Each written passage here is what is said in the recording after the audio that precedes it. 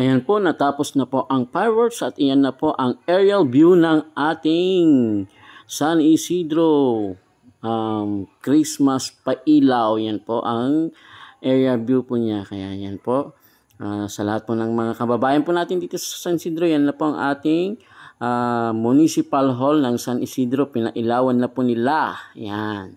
Yan po ang resulta ng pailaw po dito sa ating bayan ng San Isidro. Yun. At mayroon din po nakasingit po doon na napakagandang pailaw din ng kanyang bahay. Halos sumabay po sa ating pailaw sa bayan. Yan. Yan na po ang kumikinang na harapan po ng San Isidro Municipal Hall. Ayan. Ang pailaw ng San Isidro Christmas 2023. Yan po ang ating 2023 na pailaw po ngayong taon po na to. Kaya tara na po, kung mayroon po kayong time, pasyalan nyo rin po ang ating bayan, ang aming bayan dito sa San Isidro. Na yan nga po, maliwanag na maliwanag ang harapan po at kapaligiran po ng Municipal Hall. Ayan. Kaya sa time po na to, konti na po yung mga tao.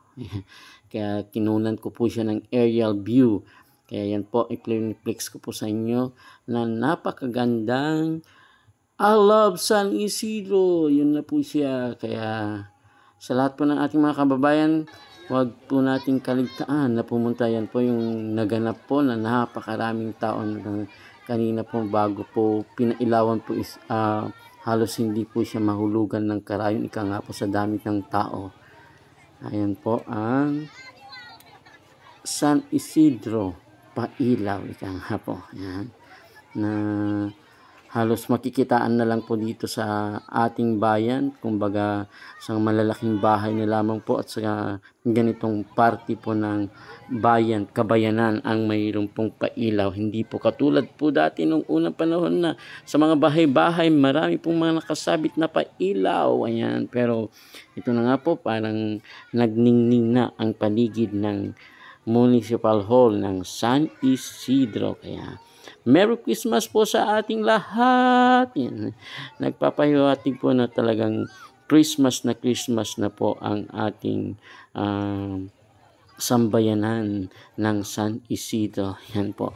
Kaya dumating po ang iba't ibang mga tao from different barangay dito sa San Isidro. May mga bata, magmula sa mga bata, matatanda at saka lahat po ng mga barangay official. Yan po ang naglalakihang Christmas tree ng San Isidro. Salamat po. Pasyal na po kayo dito sa bayan po ng San Isidro. Yan, nakipanood po ng pailaw.